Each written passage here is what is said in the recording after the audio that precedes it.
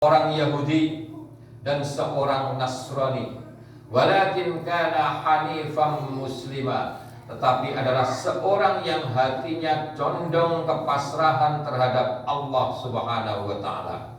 Bagaimana mungkin seorang Nabi Ibrahim dikatakan Yahudi, padahal Yahudi adalah putra Yakub, Yakub putra Nabi Ishak, dan Ishak putra Nabi Ibrahim.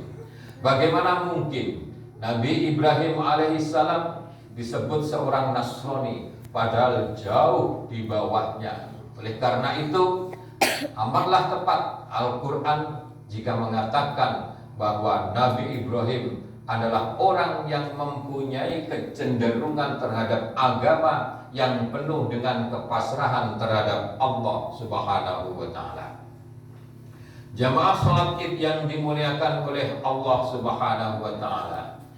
Perjalanan Nabi Ibrahim adalah seorang ayah yang mendambakan putra yang soleh.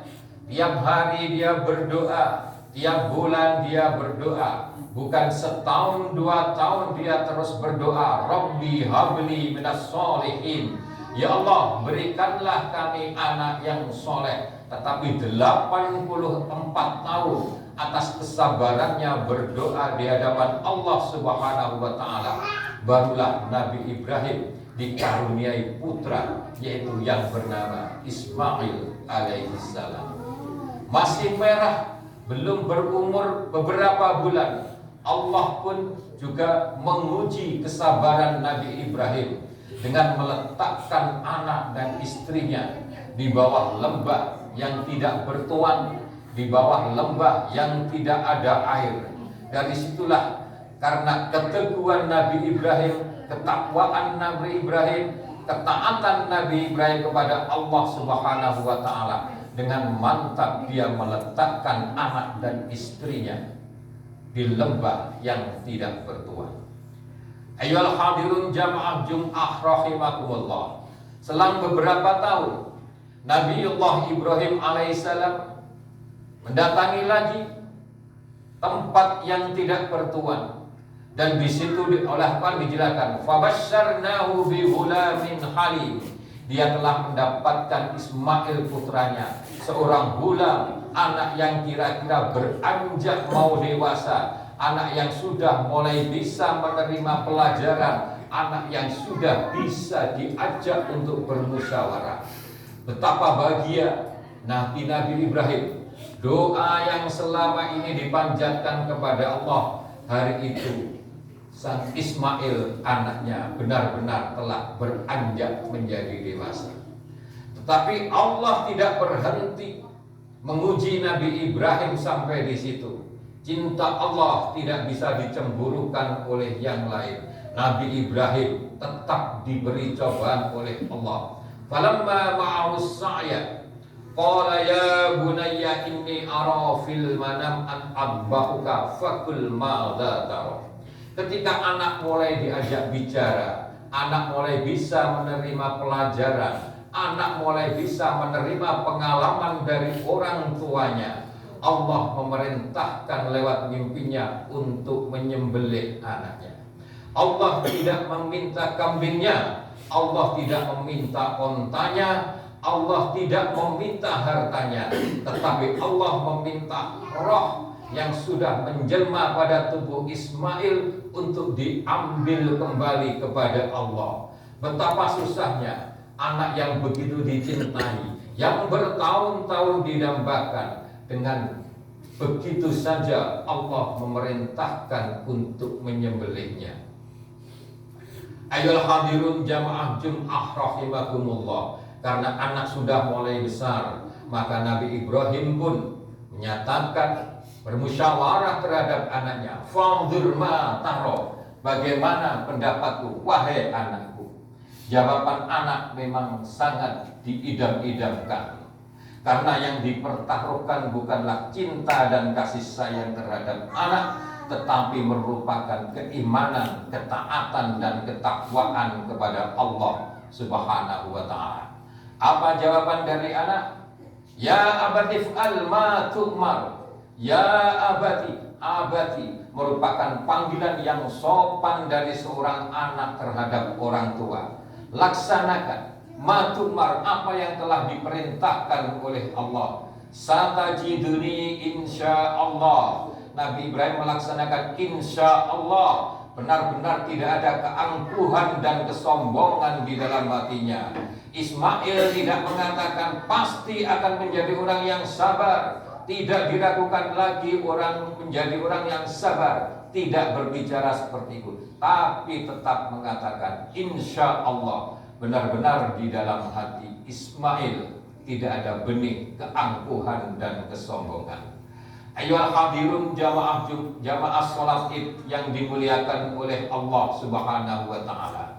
Kisah-kisah tersebut diabadikan dalam kitab-kitab tiga agama besar.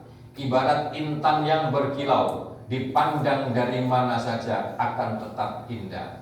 Kita memandang cerita tersebut dari sisi kesabaran juga akan bisa. Cerita tersebut kita pandang sebagai keimanan dan ketauhidan juga akan bisa. Dari manapun kita memandang cerita Nabi Ibrahim dan Ismail, kita tetap akan bisa. Tetapi laqad kana fi qasasihim ibratun liulil albab. Benar-benar telah ada pada cerita nabi-nabi sebelumnya adalah sebuah tauladan bagi kita tentunya yang mau berpikir. Kisah Nabi Ibrahim dan Nabi Ismail tersebut memberikan tauladan kepada kita tentang bagaimana kita mendidik seorang anak. Ismail dididik bukan pada tempat yang mewah. Ismail mendapat pendidikan dari seorang ibu di tempat yang serba terbatas. Nabi Ibrahim pun seorang ayah hanya bisa berdoa. Tetapi karakter dari sebuah anak akan mendapat pendidikan jika kedua orang tuanya selalu mengawasi dan kedua orang tuanya selalu mendoakan kepada Allah Subhanahu wa taala. Akankah anak-anak kita menjawab hal yang sama dengan Nabi Ismail? Akankah anak kita patuh dan taat, bahkan mau berkurban sebagaimana Nabi Ismail alaihissalam? Itu tergantung kita, bagaimana cara kita mendidik anak-anak kita. Ayyuhal hadirun jamaah sholat Id yang dimuliakan Allah. Nabi Ibrahim terhadap putranya Ismail sudah mendapat benih iman. Memang kita perlu menanamkan keimanan kepada anak-anak kita, tetapi itu pun kita harus sadar bahwa kullu mauludin yuladu 'alal fitrah. Setiap barang yang lahir akan lahir mengalami kesucian, akan lahir dalam keadaan suci. Fitrah bukan berarti kertas putih yang kita tinggal menulisnya. Fitrah bukan berarti kanvas yang kosong yang kita tinggal menulisnya sebagaimana pendapat orientalis barat. Tetapi fitrah menurut Abi Hurairah radhiyallahu an adalah fitratul Islam. Dari bayi yang masih kecil setiap kelahiran itu sudah memiliki fitrah keislaman terhadap Allah Subhanahu wa taala. Kapan mereka bersaksi, kapan mereka bersyahadat, kapan mereka membaca asyhadu alla ilaha illallah wa asyhadu anna muhammadar rasulullah, kita perlu ingat terhadap firman Allah.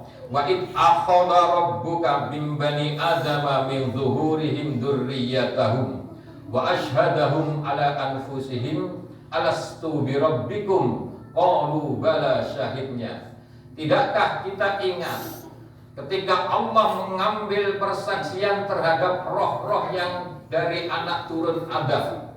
Allah mensaksikan dirinya sendiri terhadap roh tersebut, dan Allah mengatakan alastu bi rabbikum, tidakkah aku ini Tuhanmu? Qalu bala syahidna. Iya, semua roh menjawab, iya, bahwa engkau adalah Tuhan kami.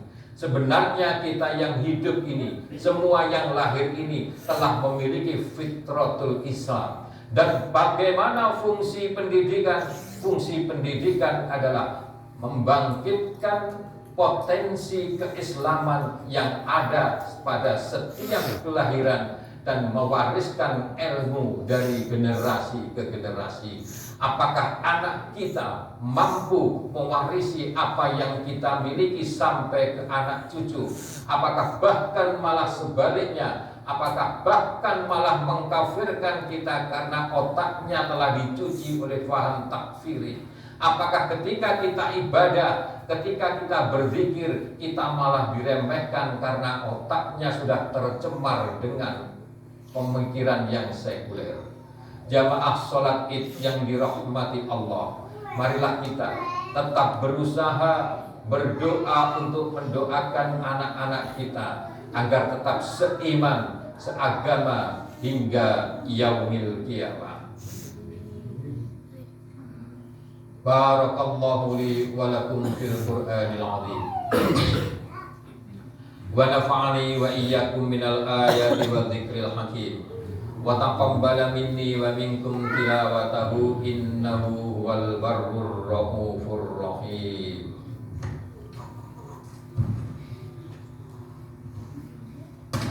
Allahumma salli